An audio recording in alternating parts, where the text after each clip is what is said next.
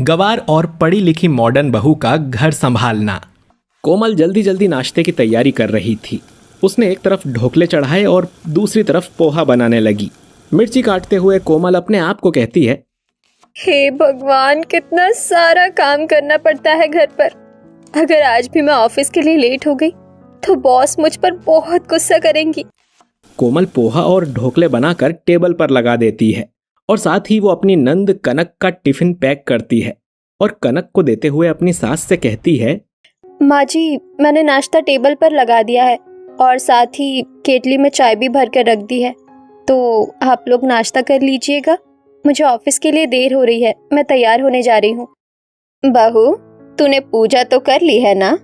नहीं माँ जी, मुझे बहुत देर हो रही है, इसलिए अब आप पूजा कर लेना। रात को भी तू अपने पिताजी को दवाई देना भूल गई थी और अभी भी भूल कर जा रही है। फिर उनकी शुगर बढ़ जाएगी तो मुझे मत कहना। सॉरी माँ जी, मैं जल्दी में भूल ही गई, मैं अभी ला देती हूँ। फिर कोमल दवा लेकर ससुर जी को देती है और कहती है, पिताजी, दवाइयाँ आप नाश्ते के पहले जरूर खा लेना। ऐसा कहकर कोमल नीलम को आवाज देती है, नीलम, कहाँ हो बेटा? जल्दी चलो, देर हो रही है। नीलम अपने जूते पहनकर कोमल के पास आती है और कहती है, माँ, मेरे शूलेस मुझसे नहीं बन रहे हैं, प्लीज बांध दो। अब कोमल जल्दी जल्दी अपनी बेटी के शू लेस बांधती है और निकल जाती है। फिर सभी लोग नाश्ता करने बैठते हैं। तब शोभा कहती है, हे भगवान, लगता है बहू जल्दी जल्दी में पोहे में नमक डालना ही भूल गई है। रोज रोज ढोकला और पोहा खाकर तो जैसे मन ही ऊब गया है। ऐसा करो कि मुझे चाय और टोस्ट दे दो। सोचा था कि बहू आने के बाद घर का सारा काम समय पर हो जाएगा, लेकिन ऐसा तो कुछ हुआ ही नहीं। घर का सारा काम यूं ही पड़ा रहता है और वो अपने ऑफिस चली जाती है। अपने घर वालों से लगातार अपनी पत्नी की बुराई सुनकर विजय को बहुत बुरा लगता है और वो कहता है, क्या माँ, तुम भी रोज रोज कोमल की बुराई लेकर बैठ जाती हो। अरे उसे घर के सिवा ऑफिस के भी तो काम होते हैं ना, तो थोड़ा तो एडजस्ट करना ही पड़ेगा ना। अब ढोकले ही खा लो। ठीक है माँ, मैं भी कॉलेज जा रही हूँ और अगर भाभी आ जाए तो उनसे कहकर घर के पर्दे चादर बहुत गंदे हो गए हैं, उन्हें धुलवा लेना। ऐसा कहकर कनक अपने कॉलेज के लिए निकल जाती है। थोड़ी देर बाद काम वाली शीलाबाई घर आती है तो शोभा कहती है, आ गई शीला तू, आज घर की साफ सफाई भी कर लेना और हाँ, खाने में आज दाल चावल के साथ थोड़ी मसाले वाली सब्जी भी बनाना। शीलाबाई किचन में जाती है। तभी अचानक जोरों की बारिश शुरू हो जाती है। शोभा शीलाबाई से कहती है, अरे शीला, छत में कपड़े सूखने के लिए डले हैं, जरा जल्दी से तो ले आ। माँ जी, इतनी तेज बारिश हो रही है कि अब कपड़ों को लाने का कोई फायदा नहीं है, अब तक कपड़े भीग चुके होंगे। हे भगवान, बहू कोई भी काम ढंग से नहीं करती, सारा काम हम पर छोड़ देती है वो। शीलाबाई किचन में जाती है तो देखती है कि पूरा किचन बिखरा हुआ है। शीलाबाई किचन साफ करती है, फिर वो खाना बनाकर टेबल पर लगाती है। फिर घर की सफाई करते हुए बड़बड़ करती है, बाप रे बाप, इतना गंदा कर रखा है घर को। भाभी ना कोई भी काम ढंग से नहीं करती और घर का सारा मुझ पर ही छोड़ देती है। शीला जल्दी जल्दी अपना काम निपटाती है। तभी कोमल ऑफिस से आ जाती है। ऑफिस से आते ही कोमल शीलाबाई से कहती है, शीला, जरा मेरे लिए एक प्लेट उपमा बना देना और कॉफी भी बना देना प्लीज, और मेरे कमरे में ही ला देना। शीला कोमल के लिए उपमा और कॉफी बनाकर कमरे में ले जाती है तो कोमल कहती है, शीला, जरा मेरे कमरे की सफाई तो कर दे, और हाँ, कुछ चादरें गंदी पड़ी है तो तू उन सबको धोकर जरा ऊपर डाल देना। शीला सारे काम भी कर लेती है। फिर कोमल शीला से कहती है, शीला, आज मैं थोड़ा ज्यादा थक गई हूँ तो तू किचन में जाकर खाना बना ले, और हाँ, खाना बनाकर सुबह के लिए सब्जी काट देना और आटा भी लगाकर फ्रिज में रख देना। तभी वहां नीलम आकर कहती है, माँ, मेरे लिए दूध गर्म कर दो।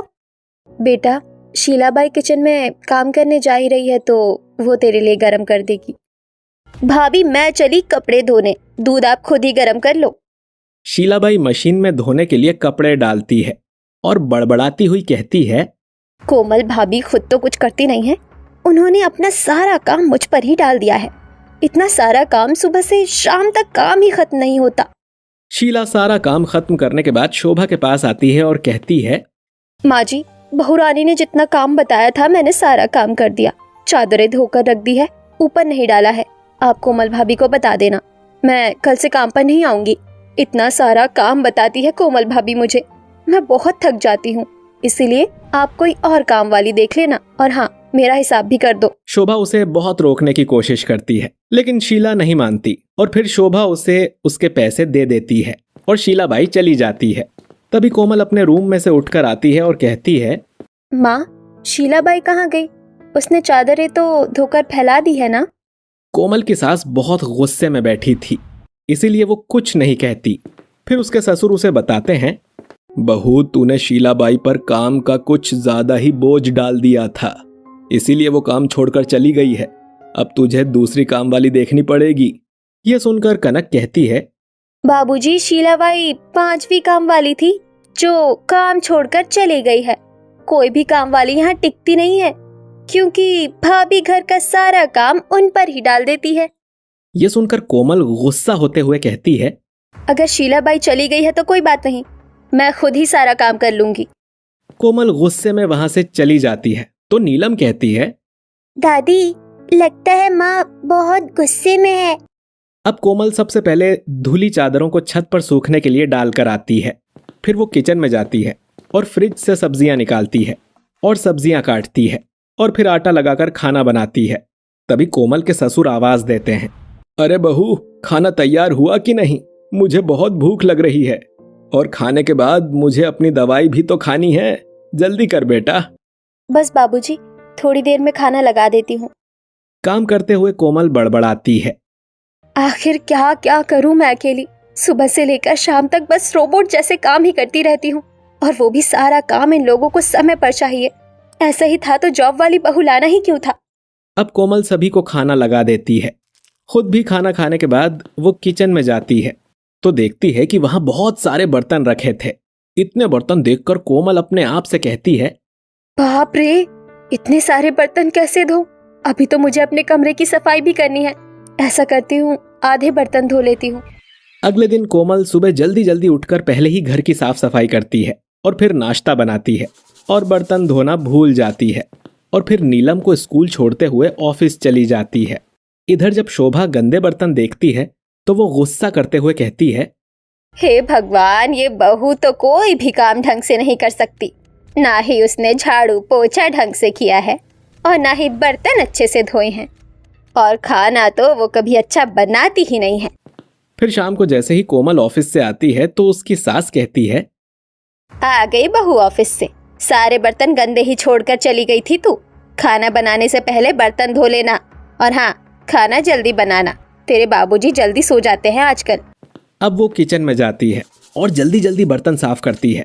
उसके बाद फ्रिज से सब्जियां निकालती है और उसे काटती हुई बड़बड़ाती है, हे भगवान, ऑफिस से आते ही इतना सारा काम करना पड़ता है।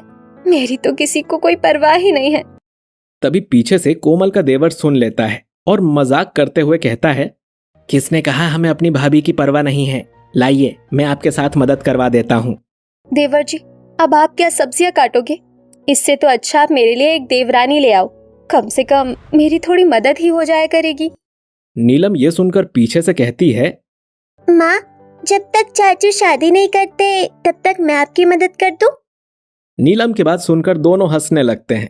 अगले दिन संडे था। कोमल घर से जाले निकाल रही थी। तभी शोभा आकर कहती है, कोमल, तुझे बताया था ना आज मेरी बहन आ रही है, तो तू घर की सफाई के साथ साथ मेरा और बाबूजी का कमरा भी साफ कर देना। जी माँ जी। कोमल अपनी सास के कमरे में जाती है, चीजों को समेटती है, चादर ठीक करती है, कुछ कपड़े भी घड़ी करके जमाती है। तब तक शोभा की बहन शिप्रा आ जाती है। कोमल उनके लिए चाय नाश्ता लगाती है और खाना बनाने के लिए किचन में चली जाती है। उसके बाद शिप्रा अपनी बहन से कहती है, शोभा, एक इंजीनियर लड़की का रिश्ता लाई हो तेरे बेटे के लिए। लड़की गवर्नमेंट जॉब में है। नहीं नहीं दीदी, बड़ी बहू जॉब करती है तो उससे घर नहीं संभलता। कभी हमें समय पर खाना नहीं मिलता तो कभी घर की सफाई नहीं होती। बड़ी दिक्कत होती है। अब तो मैं सोच रही हूँ कि अपने दूसरे बेटे के लिए कोई सिंपल सी लड़की ले आऊं।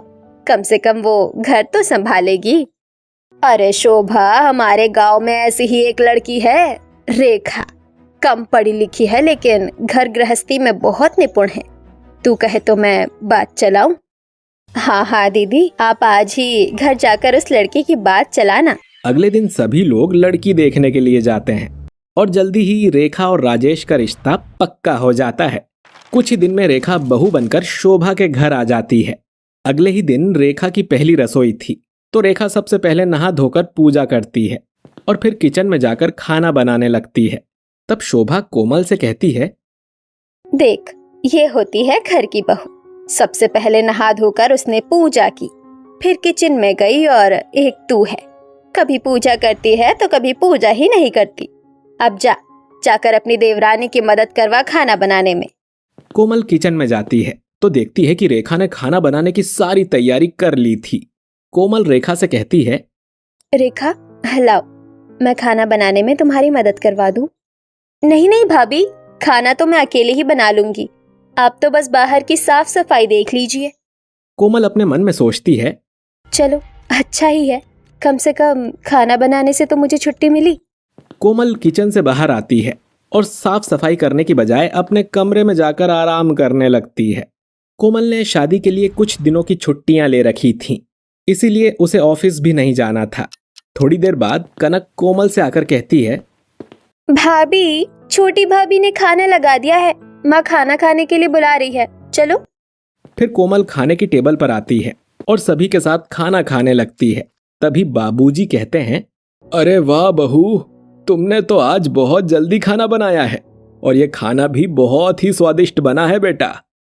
देखा बड़ी बहू, छोटी बहू ने आते ही घर संभाल लिया है, सारा खाना भी बनाकर लगा दिया और किचन की साफ सफाई भी करती। और एक तू है, सारा कुछ बिखरा छोड़कर ही चली जाती है। तभी नीलम खाना खाते हुए कहती है, चाची, आपने तो बहुत टेस्टी खाना बनाया है, कल से आप ही मेरा टिफिन बनाना। हाँ भाभी, और मेरा भी। हाँ हाँ, मैं आप सबका टिफिन बना दिया करूंगी और नाश्ता भी समय पर दे दिया करूंगी। फिर सभी लोगों के खाना खाने के बाद रेखा अपने सास ससुर को दवाई लाकर देती है और कहती है, माँ, बाबूजी, आप दोनों अपनी दवाई खा लीजिए, आपकी दवाई का समय हो गया है। मैंने पूरे घर की सफाई भी कर ली है और अब सिर्फ कोमल भाभी का रूम बचा है। चलिए भाभी, आपकी कमरे की भी सफाई कर लेते हैं। अब कोमल रेखा के साथ अपने कमरे में जाती है और दोनों मिलकर साथ में कपड़े घड़ी करते हैं और फिर कोमल लैपटॉप की साफ सफाई करते हुए कहती है, तुम्हारे आने से घर में काफी सारी चीज आसान हो गई है। मुझे ऑफिस जाना रहता है तो मैं घर इतने अच्छे से संभाल नहीं पाती। कोई बात नहीं भाभी, मैं आ गई हूँ ना, मैं आपकी मदद जरूर कर दिया करूंगी। काम खत्म करने के बाद रेखा अपनी सास के पास जाती है और कहती है, माँ जी, आपके घुटनों में दर्द हो रहा था ना, लाइए मैं तेल की मालिश कर देती हूँ। रेखा अपनी सास के घुटनों में तेल की मालिश करती है और उसकी सास कहती है, जीती रहो बहू, अब जाकर आराम करो, सुबह उठकर तुम्हें सबका नाश्ता भी तो बनाना है। रेखा अपने कमरे में चली जाती है। सुबह उठकर सबसे पहले पूरे घर की साफ सफाई करती है, फिर पोछा लगाती है, चादरों को ठीक करती है, पर्दों को बदलती है। उसके बाद नाश्ता बनाने के लिए किचन में जाती है। तभी कोमल वहां पर आ जाती है और कहती है, रेखा, तुमने तो सुबह ही उठकर घर का सारा काम कर लिया। हाँ भाभी, करना ही तो था, इसलिए मैंने सुबह सुबह ही सारा काम खत्म कर लिया। ठीक है रेखा, आज मुझे ऑफिस का थोड़ा सा काम था, मैं वो करके तैयार हो जाती हूँ, तब तक तुम नाश्ता और खाना बना लेना, और हाँ, साथ में मेरा टिफिन भी लगा देना। ऐसा कहकर कोमल अपने कमरे में जाने लगती है। तभी उसकी बेटी नीलम आ जाती है और कहती है, माँ, मुझे तैयार करो ना, मुझे स्कूल जाना है। बेटा, चाची का नाश्ता बस बन ही गया है, तब तक मैं थोड़ा ऑफिस का काम कर लेती हूँ, चाची तुम्हें तैयार कर देंगी। ऐसा कहकर कोमल अपने घर में जाकर लैपटॉप पर काम करने लगती है। तब कनक आकर कहती है, भाभी, मुझे मेरा साइंस का प्रोजेक्ट नहीं मिल रहा, प्लीज उसे ढूंढने में मेरी हेल्प कर दो। कनक, तुम रेखा से क्यों नहीं कहती? मुझे ऑफिस का थोड़ा सा काम है और फिर मुझे ऑफिस भी तो टाइम पर पहुंचना होता है। ये सुनकर कनक वहां से चली जाती है। थोड़ी देर बाद जब कोमल ऑफिस जाती है तो उसकी सास कहती है, बहू, ऑफिस से आते आते आज सब्जियां लेते आना। जी माँ जी। अब कोमल शाम को ऑफिस से लौटते समय रास्ते में रुककर सब्जियां खरीदती है और घर आकर किचन में रख देती है। फिर जब शोभा ने किचन में रखी हुई सब्जियां देखी तो वो बहुत गुस्सा हुई और कोमल से आकर बोली, कोमल, कितनी खराब सब्जी लाई हो तुम। कोई भी काम तुम ढंग से नहीं कर सकती। माँ जी, ऑफिस से आने में देर हो गई थी तो थोड़ा अंधेरा हो गया था, इसलिए मुझे समझ नहीं आया। तुमसे तो कोई भी काम ढंग से नहीं होता। और एक मेरी छोटी बहू है, हर काम को परफेक्ट करती है।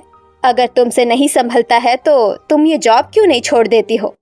माँ जी, आप मुझे बार बार मेरी जॉब के लिए ताने मत मारा कीजिए। बचपन से पढ़ लिख कर मैंने एक ही तो सपना देखा था कि मैं जॉब करूंगी, और आज जब मैं जॉब कर रही हूँ तो आप चाहती है कि मैं उसे छोड़ दूं? मुझसे ये नहीं होगा। ऐसा कहकर कोमल गुस्से से अपने कमरे में चली जाती है। और अगले दिन सुबह कोमल अपनी सास से कहती है, माँ जी, आज मुझे शॉपिंग करने के लिए बाहर जाना है। मैं ऐसा करती हूँ कि रेखा को भी साथ ले जाती हूँ। अगर उसे कुछ खरीदना होगा तो वो भी ले लेगी। अब कोमल रेखा को लेकर शॉपिंग मॉल पहुंचती है और अपने लिए कुछ चीजें खरीदती है। फिर उसे एक बहुत ही सुंदर साड़ी पसंद आती है। वो साड़ी को अपने लिए पैक करवा लेती है। फिर वो रेखा को देखती है। रेखा साड़ी को बहुत ध्यान से देख रही थी। कोमल समझ जाती है कि रेखा को भी ये साड़ी बहुत पसंद है। कोमल एक और साड़ी उठाकर रेखा को देते हुए कहती है, रेखा, ये लो, तुम भी एक साड़ी रख लो। और हाँ, तुम्हें कुछ और भी चाहिए तो ले लो। हर पैसे की चिंता मत करना, पेमेंट मैं कर दूंगी।